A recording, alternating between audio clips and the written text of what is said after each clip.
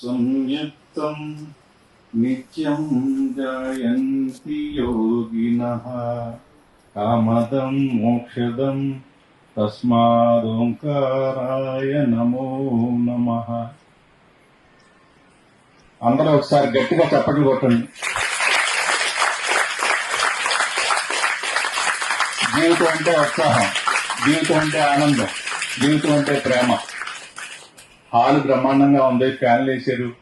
మన శ్రీనివాస్ గారి ప్రసంగం చక్కగా జోలపాట్లా ఉంది. కొంతమంది నిద్రపోతారు, నేను మాత్రం నిద్రపోనేనండి. ఆయన very humble person, down to earth. ఆ బుక్ నేను రాత్రి చూశాను, చాలా మంచి విషయాలు ఉన్నాయి.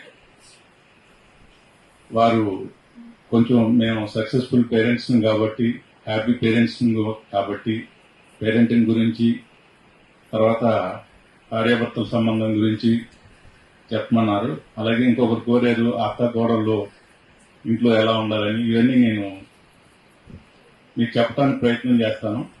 మీరు యాక్టివ్ గా పార్టిసిపేషన్ చేసినట్టయితే నేను ఎఫెక్టివ్ గా మెసేజ్ ఇస్తాను.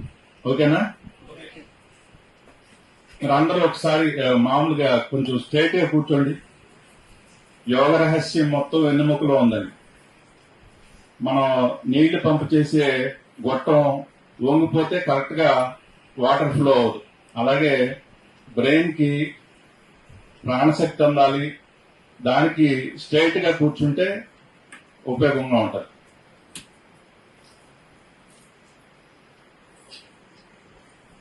మనం ఈ పిల్లల పెంపకంలో ఎటువంటి మిస్టేక్ చేస్తాం? ముందుగా ఇంట్లో ఇద్దరు పిల్లలు ఉన్నారు, ఎట్టి పరిస్థితుల్లోనూ కూడా ఒకరిని ఒకరితో పోల్చుకోడు. పెద్ద బిడ్డ మల్లె పువ్వు, రెండో బిడ్డ గులాబీ పువ్వు. దేని అందం దాంది, దేని సుగంధం దాంది. ఎవరి చైల్డ్ యూనిక్. పేరెంట్స్ గా మనకు తెలుస్తాయి వాళ్ళలో ఏం టాలెంట్ ఉంది, దాన్ని ప్రోత్సహించడం. చదువు చదువు చదువు అని ఒకటే కాదు, ఇవాళ పిల్లలకి ఒత్తిడిలోనే ఒత్తిడి. అలా కాకుండా ఉండాలంటే పేరెంట్స్ గా మనం ఏం చేయాలి? ఇంటి పక్క వాళ్ళతోనూ ఇంటి ఎదుర్కొన్న వాళ్ళతో కూడా పోల్చుకోవడం. Sachin Tendulkar 10th class fail అయిపోయాడు. వాళ్ళ ఫాదర్ అనుకున్నాడు ప్రపంచంలో అత్యుత్తమ బ్యాట్స్మెన్ కావాలని అబ్బాయి. ఇవాళ 10th క్లాస్ లో ఒక లెసన్ అండి సచిన్ టెండూల్కర్.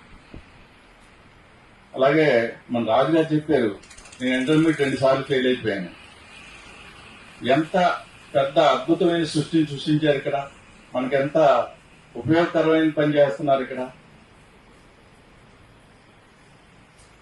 అలాగే మనం అడుగుతాం పిల్లల్ని,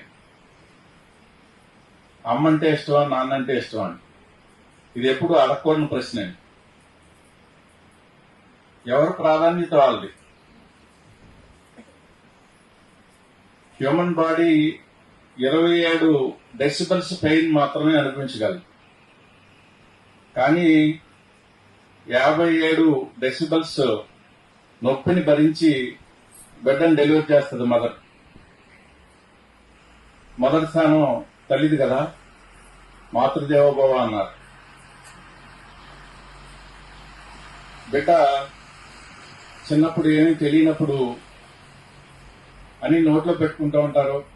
ఈవెన్ మలం కూడా నోట్లో పెట్టుకుంటారు. ఒళ్ళంతా కొంచెం పాముకుంటారు, వాళ్ళకి తెలియదు కాబట్టి. అటువంటి టైంలో తండ్రి చీచి అంటాడు, ఆయన దగ్గరికి తీసుకోడండి. తల్లి ఓపికగా ఆ పిల్లని శుభ్రం చేసి పౌడర్ వేసి మంచి బట్టలు వేసి కూర్చోబెట్టిన తర్వాత దాదా నాన్న అంటాడు. అందుకని మొదటి స్థానం ఎప్పుడు కూడా తల్లిది. తల్లి పాదాల దగ్గర స్వర్గం ఉందని. అలాగే తండ్రి బిడ్డని పైకి ఎగరేస్తాడు. నా బిడ్డ నాకన్నా ఎత్తుకు ఎదగాలి, మంచి స్థానం అందుకోవాలని అనుకుంటాడు. ఎత్తుకున్నప్పుడు గుండెల మీద తందుతాడు. అయినా సరే భరిస్తా. వీళ్ళకి మంచి భవిష్యత్తు అందించాలని చాలా ఎక్స్పెక్టేషన్స్ ఉంటాయి పిల్లల మీద తల్లిదండ్రులు. కానీ దానికి తగిన ఎన్విరాన్మెంట్ ఎవరు? Happy, healthy, positive, inspiring atmosphere లో పెంచడం ద్వారా మన ఎక్స్పెక్టేషన్స్ ఫుల్ఫిల్ చేస్తారు. వాళ్ళు అనుకున్న గోల్ ని అచీవ్ అవుతారు. అది మేము చేసేవాడి. మా భార్య మీకు పరిచయం చేస్తాను. సూర్యకుమార్ అండి. ఆ 8th క్లాస్ మాత్రమే చదివింది.